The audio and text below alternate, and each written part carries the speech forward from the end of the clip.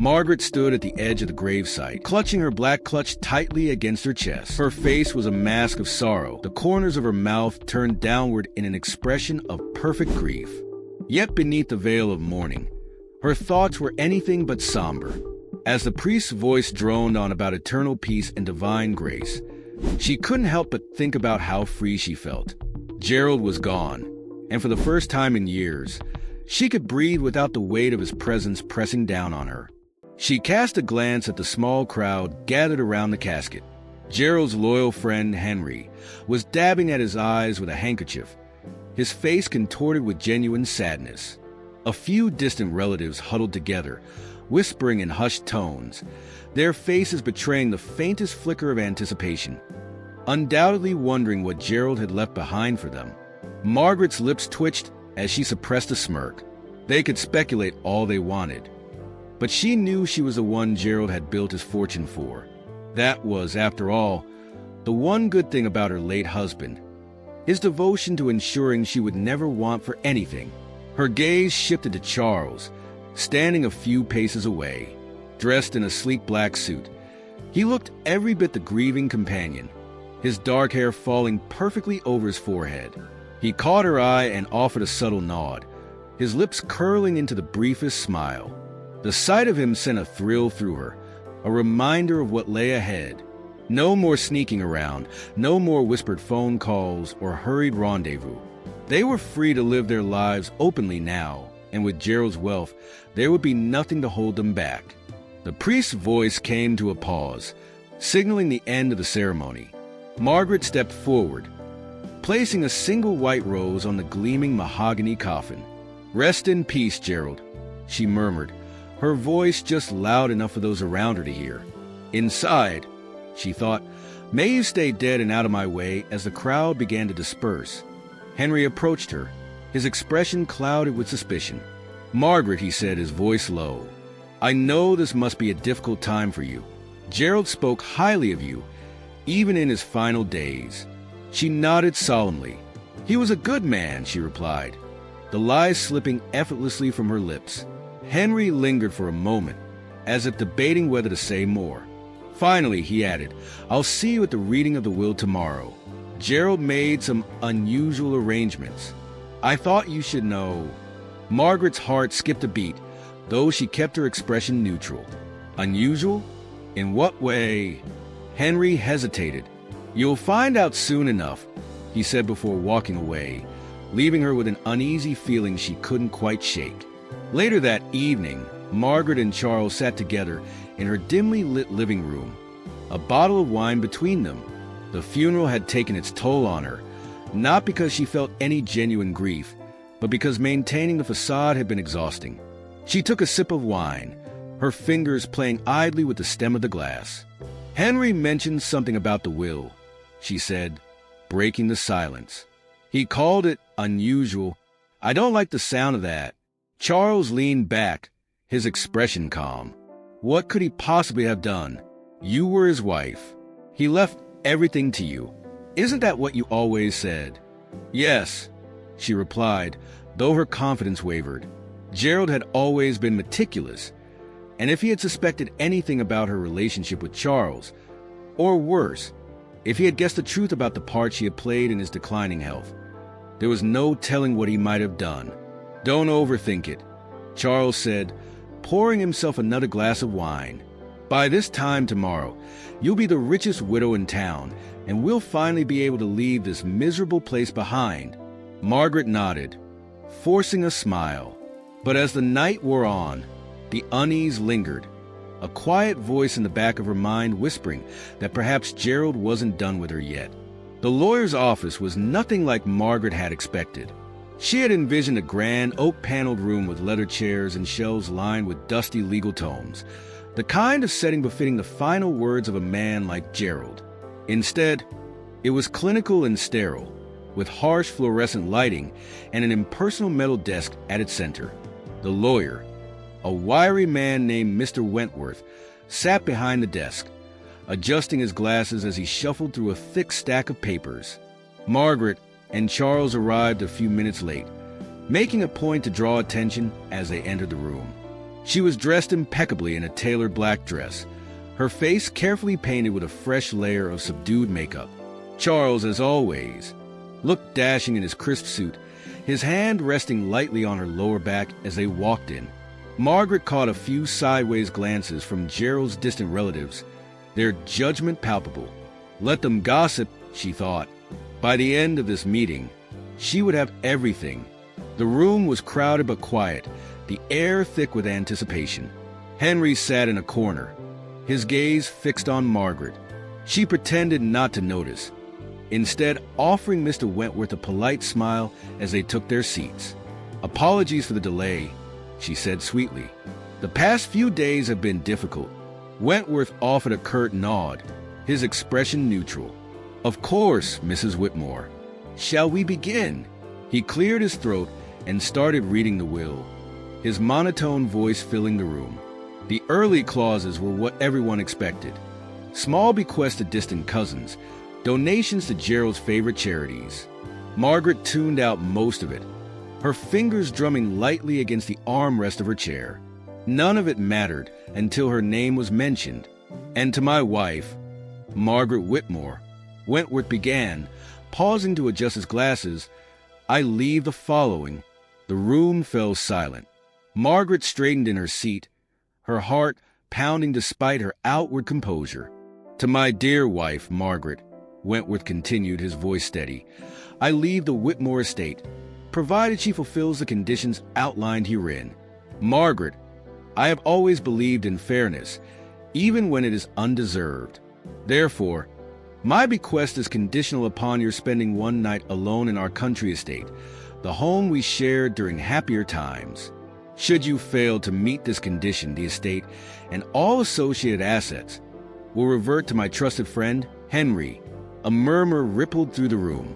Margaret's jaw tightened as she processed the words. "Alone?" she repeated, her voice sharp.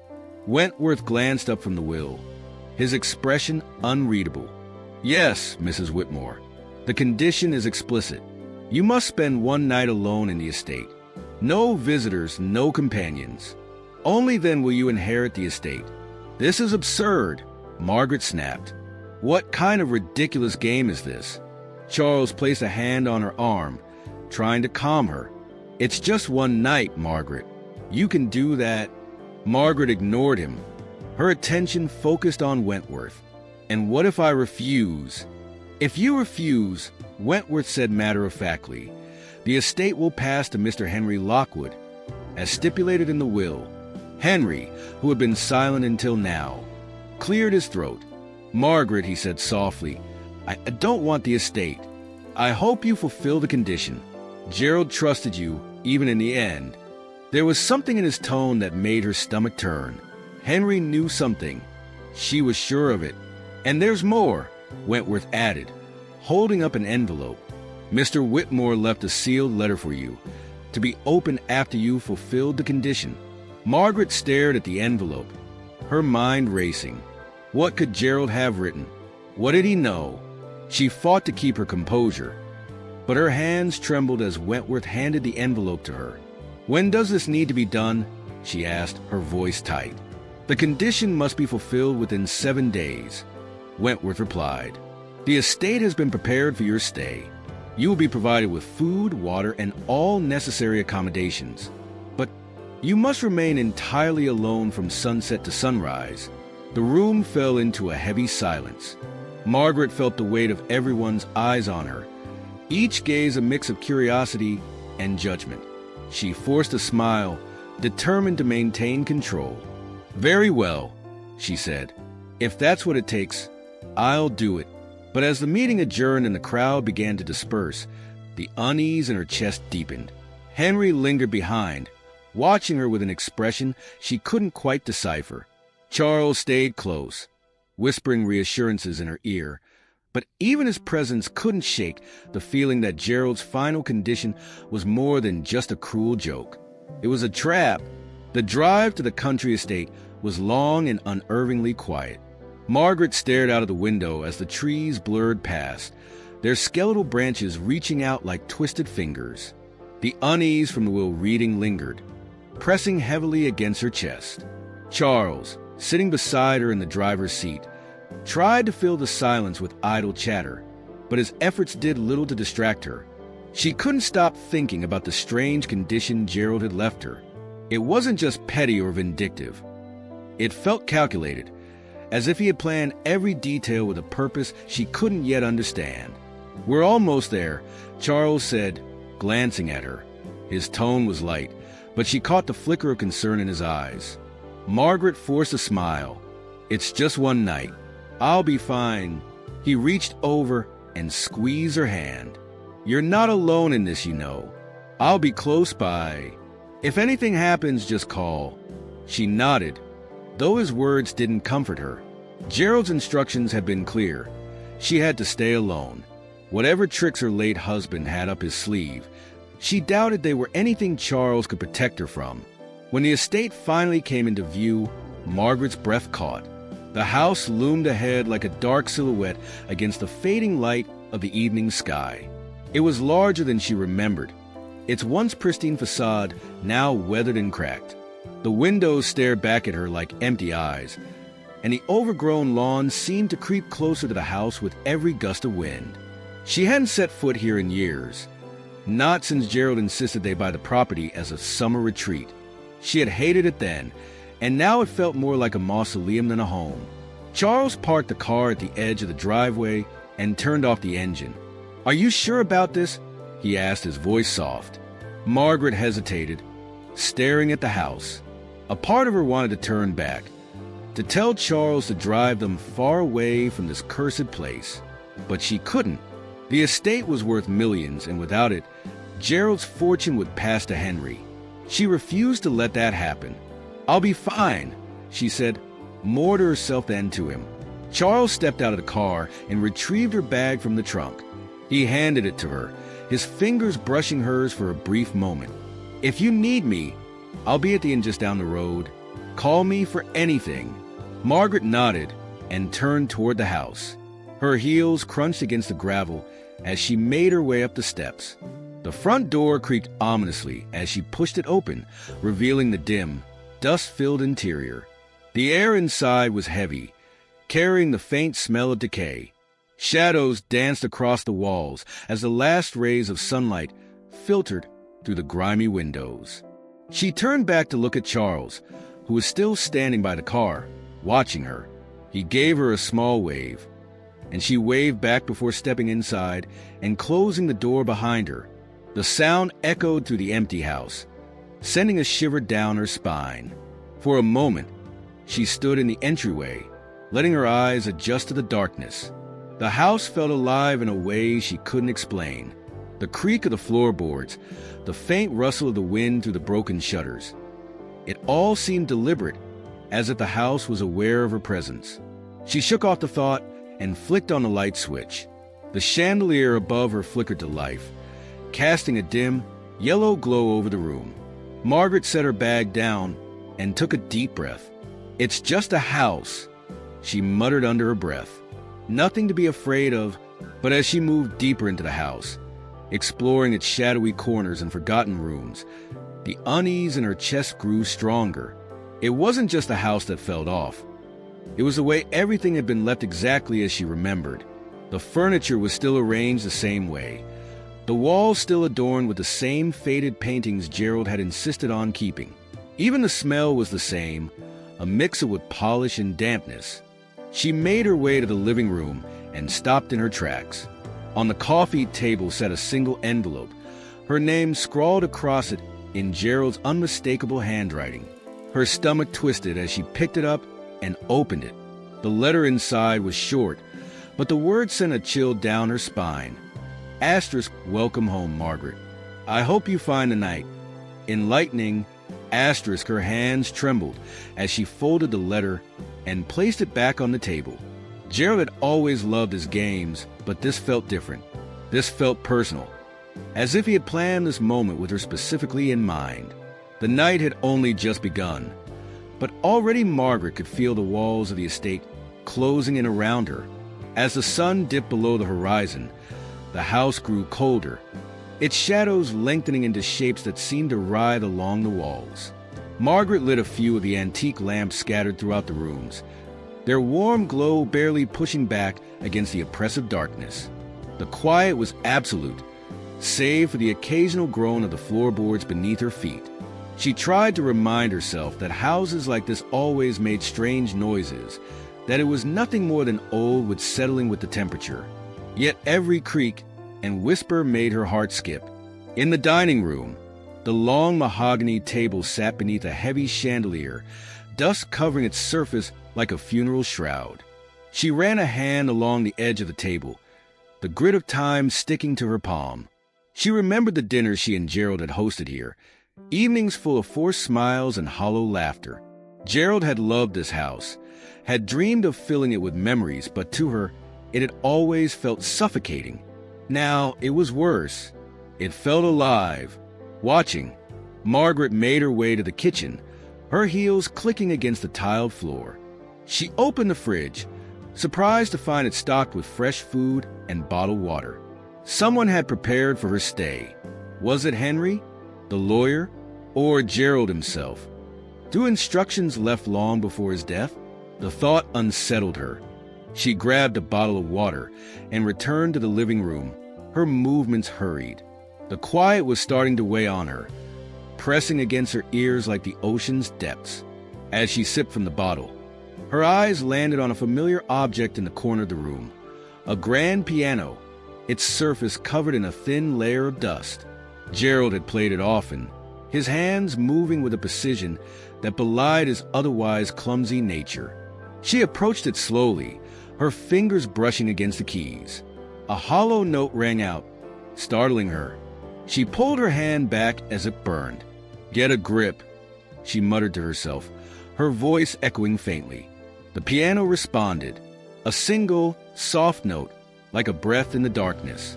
Margaret froze, her heart pounding. She stared at the keys, expecting to see them move, but they were still. It must have been the house settling, she told herself. The wind, anything but what her imagination was trying to conjure. She turned away from the piano and decided to explore the rest of the house. If she was going to be trapped here for the night, she might as well reacquaint herself with its many rooms. The staircase groaned beneath her weight as she ascended to the second floor. The hallway stretched out before her, its doors lined up like sentinels. Some were closed, others ajar, revealing glimpses of the rooms beyond. She walked slowly, her heels silent on the thick carpet, peeking into each room as she passed. In the master bedroom, she found the bed neatly made, the sheets pristine despite the house's abandonment. Her old vanity sat in one corner, its mirror reflecting her pale face.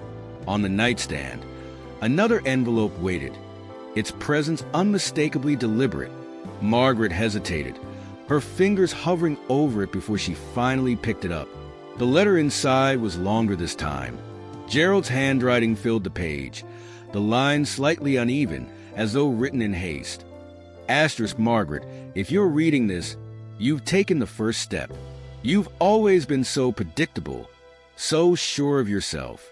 But tonight, you'll learn that not everything is as it seems. You see, I've always known more than you thought I did. About us, about him, about everything. And now, you'll face it all, alone, just as I did. Asterisk, the words made her blood run cold. Her grip on the paper tightened as her breathing quickened. She scanned the rest of the letter, searching for something concrete. But the rest was cryptic, full of vague warnings and veiled accusations.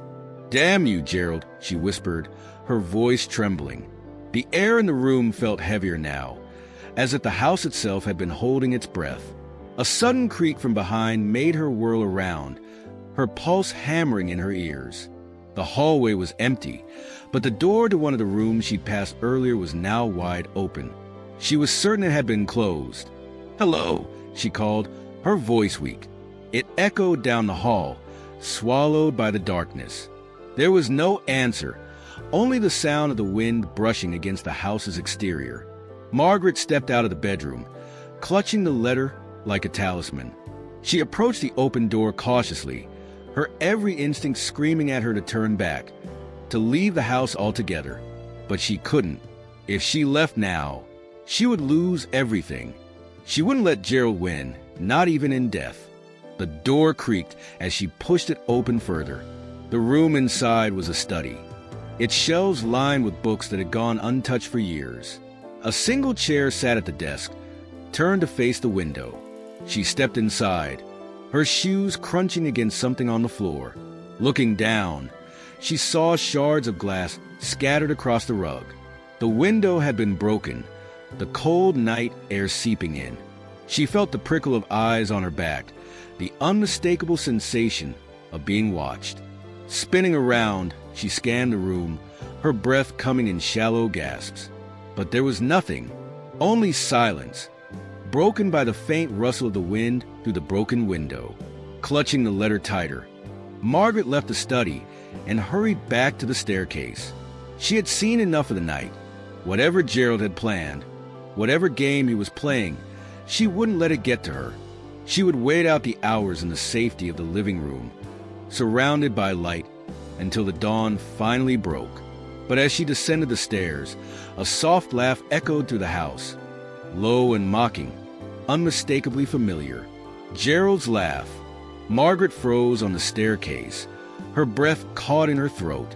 The sound of Gerald's laugh lingered in the air, faint but unmistakable. Her heart hammered in her chest, each beat growing louder, drowning out the silence that followed. She whipped her head around, scanning the darkness of the second floor, but the hallway was empty, its shadows undisturbed. She hurried down the stairs, nearly stumbling in her haste. Her heels clicked loudly against the wooden steps, the sound reverberating in the vast emptiness of the house. Reaching the living room, she flicked on every light she could find, chasing the shadows into the corners. She sank into the armchair nearest the fireplace, her body trembling as she tried to rationalize what she had just heard. "It's just in my head," she whispered, clutching her knees. "It's the stress, the house." But deep down, she wasn't so sure. Gerald had always been clever, always one step ahead. Could he have somehow orchestrated this? Left behind recordings? Hired someone to torment her? The thought was both absurd and terrifying. The sound of footsteps shattered her thoughts. Slow, deliberate, and impossibly close. Margaret's head shot up, her wide eyes darting toward the hallway that led to the dining room. She waited, every muscle in her body tensed, but the footsteps stopped. The silence was deafening, each second dragging on like an eternity. "Charles?" she called, her voice barely more than a whisper. It was pointless, she knew. Charles was at the end down the road, just as he had promised. She was alone. That was the deal. She stood, forcing herself to move toward the hallway. Her hand trembled as she reached for the light switch, but when the bulb flickered on, it revealed nothing but the empty corridor. The dining room beyond was still, its shadows unbroken. Margaret exhaled shakily and turned back to the living room, only to stop dead in her tracks. The envelope she had left on the coffee table was gone. Her mind raced, her pulse thundering in her ears. She was certain she had left it there. She searched the table, the floor, even the armchair where she'd been sitting, but the letter had vanished. Panic clawed at her chest. If someone else was in the house, no, it wasn't possible. She had locked the door behind her. No one could have entered without her knowing. A sudden knock echoed through the house. It wasn't loud, but it was sharp and precise, coming from the front door. Margaret stared at it, her breath hitching. Another knock followed, more insistent this time. She hesitated, her hand hovering over the doorknob. "Who's there?" she called, her voice wavering. No answer, just the steady rhythm of the knocks, each one louder than the last. Summoning her courage, she unlocked the door and threw it open. The porch was empty, the driveway beyond shrouded in darkness. The cold night air rushed past her, sending a shiver down her spine. She stepped outside, looking around, but there was no sign of anyone. As she turned to go back inside, she noticed something on the doormat. A single playing card lay face down, its edges worn and frayed. She crouched down and picked it up, her hands trembling. When she flipped it over, her stomach dropped. The card was a king of hearts, the face marked with a single black slash through the middle. Gerald's favorite card. He had often used it as a joke, calling it his portrait. The sight of it now felt like a slap across her face, a cruel reminder that he was still playing his games, even from the grave. Margaret slammed the door shut and locked it, her breathing uneven. She backed away, clutching the card tightly in her hand. Her mind raced with possibilities. Was this Gerald's way of mocking her? A clue? A warning? Or was she losing her grip on reality, imagining things that weren't there? She dropped into the armchair, pressing her hands to her temples. "You're not here," she said aloud, as if saying it would make it true. "You're dead. You're gone." But the house didn't seem to care. It groaned and creaked, its walls whispering secrets she couldn't quite hear. The lamp nearest her flickered, plunging the room into momentary darkness before the light sputtered back on. Margaret's eyes darted to the coffee table, and her breath caught again. The envelope was back. This time, it was open. Her hands shook as she reached for it, pulling out the letter inside. The words were written in the same jagged handwriting, but they were new. Asterisk, did you think I wouldn't know? Tonight, you'll pay for everything. Asterisk, the lamp flickered again, and this time it went out completely. The room was plunged into darkness. Margaret scrambled for her phone, its faint glow illuminating her trembling hands. She fumbled to dial Charles, but before the call could connect, the phone slipped from her grasp and hit the floor, the screen shattering. A sound broke the silence. Footsteps, slow and deliberate, moving toward her from the hallway. This time, they didn't stop. Margaret's breath hitched as the footsteps grew louder, each one a deliberate echo in the oppressive silence of the house. She pressed herself against the armchair, clutching the shattered remnants of her phone, the faint glow from the broken screen casting jagged shadows across the room. Her mind screamed at her to move, to run, but her body refused to obey. The footsteps stopped just as they reached the threshold of the living room. Margaret's eyes darted to the entrance, but the doorway was empty. She waited, her pulse pounding in her ears, her vision blurring with tears. The sound of breathing broke the silence, low, steady, and impossibly close. It sent a chill down her spine, her instincts screaming that she wasn't alone. "Who's there?" she demanded, her voice breaking. "Show yourself." The breathing stopped, replaced by a deep, resonant laugh. Gerald's laugh. It echoed through the room, surrounding her, filling every corner with its mocking tone. She leapt to her feet, her shaking hands reaching for the fireplace poker that leaned against the hearth. Gripping it tightly, she swung wildly at the air, desperate to hit something, anything. "Stop it!" she screamed, her voice raw. "This isn't funny." The laughter faded, and the house fell silent once more. Margaret's chest heaved as she stood in the center of the room, the poker trembling in her grasp. Her rational mind fought to regain control. She needed to leave. Forget the will. Forget the money. Nothing was worth this torment. She backed toward the front door, her eyes darting around the room. The envelope on the coffee table, the playing card, the broken window upstairs. It all felt too real, too deliberate. Someone was doing this to her. Gerald's plan, whatever it was, wasn't just about psychological tricks. Someone was here. Her hand fumbled with the locks, her fingers slipping on the cold metal. Just as she managed to slide the final bolt free, a voice stopped her cold. "You won't leave, Margaret," it said. Low, familiar, and chillingly calm. Gerald's voice. She froze, her back to the room, her hand still on the doorknob. The voice came again, closer this time. "You can't escape what you've done." Slowly, she turned, her legs trembling beneath her. The living room was empty, just as it had been before. But something had changed. The fireplace poker she had been holding was no longer in her hands. It lay on the floor by the hearth, as if it had never moved. Her gaze flicked to the coffee table. The envelope was gone again, but in its place sat a photograph. Margaret's heart dropped as she stepped closer, her eyes widening in horror. It was a picture of her and Charles, taken from across the street outside her house. The angle was unmistakable. It had been taken recently, long after Gerald's death. "No," she whispered, backing away. "This isn't possible." She turned toward the hallway, her mind racing. If someone had been watching her, they could still be in the house. She needed to find them, to put an end to this madness. She grabbed a flashlight from a drawer in the side table and started down the hallway, her every step slow and cautious. The beam of light cut through the darkness, revealing the worn wallpaper and dusty floorboards.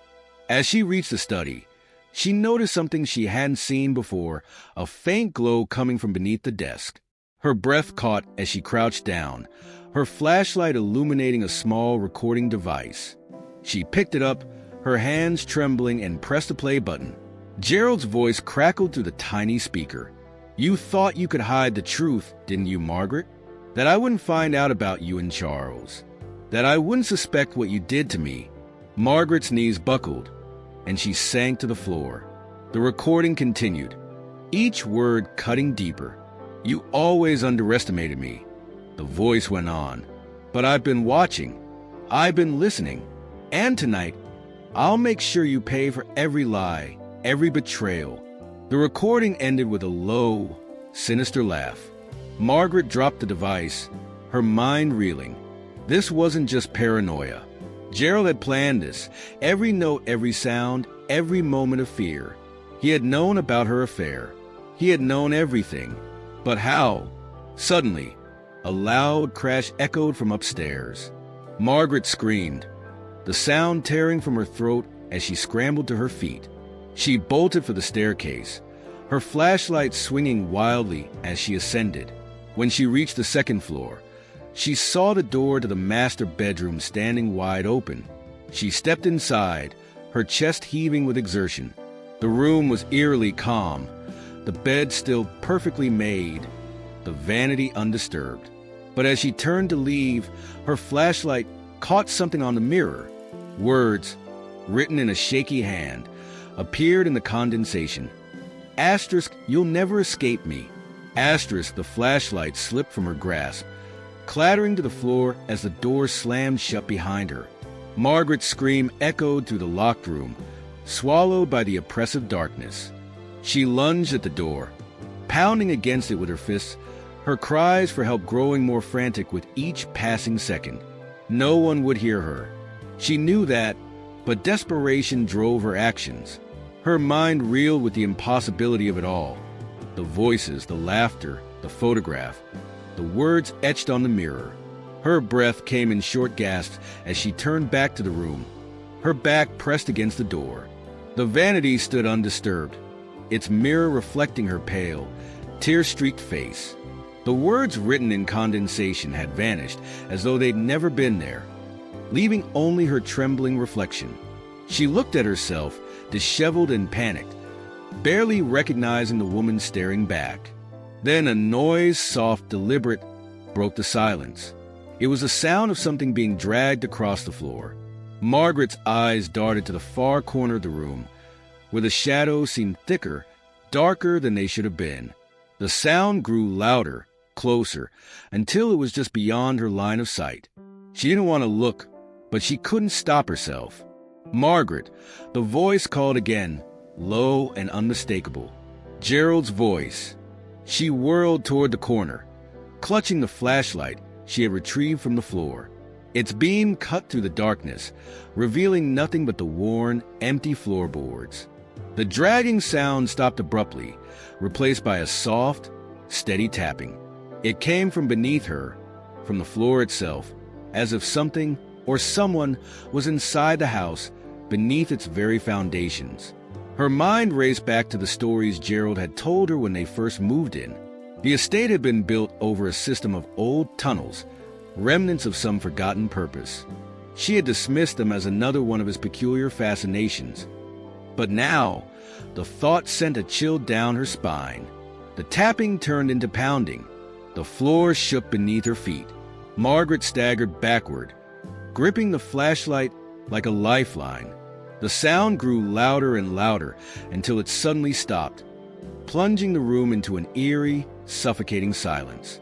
And then she heard it, a faint whisper, so close it could have been inside her head. "Look down." Her eyes were drawn to the floorboards beneath her. The light from her flashlight flickered as it caught something strange. One of the boards was loose, its edges warped and uneven. She dropped to her knees, her hands trembling as she pried it open. Beneath it was a hidden compartment, and inside lay an old leather-bound journal. She pulled it out, her fingers grazing the worn cover. It was Gerald's handwriting scrawled across the front. Confessions. She hesitated for a moment before flipping it open, her eyes scanning the pages. They were filled with detailed entries, notes, suspicions, and accusations. Gerald had documented everything. Her affair with Charles, her growing resentment, even the subtle ways she had manipulated his medication to weaken him over time. "You thought I didn't know," one entry read, "but I always did. And now, I'll make sure the truth is buried with you." Margaret's blood ran cold as the realization struck her. Gerald hadn't just planned to torment her. He had planned to destroy her entirely. This house, this night, was his final revenge. As she read on, the journal grew more erratic. The handwriting became jagged, the entries shorter and more chaotic. Gerald had known he was dying, and in his final days, he had become consumed by a need to ensure that Margaret paid for her betrayal. His last entry was chillingly simple. "Asterisk, she'll never escape me. Not in this life or the next." Asterisk, the room trembled again, the vibrations growing stronger. Dust fell from the ceiling, and the air filled with the sound of creaking wood. Margaret stumbled to her feet, clutching the journal. She had to get out of the house. Whatever Gerald had planned, it wasn't over yet. As she reached for the door, it swung open violently, revealing the dark hallway beyond. Her instincts screamed at her to run, and she did, her feet pounding against the floor as she fled down the stairs. The house seemed to groan in protest, its very structure shifting and warping around her. The walls felt closer, the shadows deeper, as if the house itself was alive, determined to trap her within its grasp. She burst into the living room, her eyes darting toward the front door. It stood ajar, the cold night air streaming in. She sprinted toward it, her breath ragged, her heart pounding in her chest. But as she crossed the threshold, the ground beneath her gave way. Margaret fell, her scream swallowed by the darkness as she tumbled into the tunnels beneath the house. She landed hard, the journal slipping from her grasp and skidding across the damp, uneven ground. The air was thick and stale, and the faint smell of rot lingered. She scrambled to her feet, the flashlight still clutched in her hand, its beam casting eerie shadows on the walls. The tunnel stretched out before her, narrow and suffocating. The sound of footsteps echoed behind her, heavy, deliberate, and closing in fast. She turned, her flashlight shaking as she pointed it toward the source of the noise. The light illuminated nothing but the empty tunnel, yet the footsteps grew louder, relentless. Margaret stumbled forward, her breath coming in short, panicked gasps. She didn't know where she was going, only that she had to keep moving. The tunnel seemed endless, twisting and turning in impossible ways. The sound of Gerald's laughter followed her, growing louder and more mocking with each step. Finally, she saw a faint light ahead. Her heart leapt with hope as she pushed herself forward, her legs screaming in protest. The tunnel opened into a small chamber, its walls lined with old, rusted tools and debris. At the center of the room was a single object, a coffin. Margaret froze, her flashlight trained on the coffin's polished surface. Her name was etched into the wood, elegant and deliberate. She backed away, shaking her head. "No," she whispered. "This isn't real." The laughter stopped. The room fell deathly silent, and then the lid of the coffin creaked open. Margaret screamed as a hand reached out, pale and skeletal, grasping the edge of the coffin. She turned and ran, the tunnel behind her collapsing in a deafening roar. The wall seemed to close in, forcing her forward until she finally burst through the opening into the cold night air. She collapsed on the ground outside the estate, her body trembling with exhaustion. When she looked back, the house was dark and still, its windows staring back at her like empty eyes. She didn't wait to see if anything or anyone followed. She ran, her mind fractured, her sanity in tatters. Margaret never claimed the estate. She left the town the next day, abandoning everything. The house stood empty, its secrets buried within. But in her dreams, she could still hear Gerald's laughter, haunting and unrelenting, a reminder that some betrayals never go unpunished.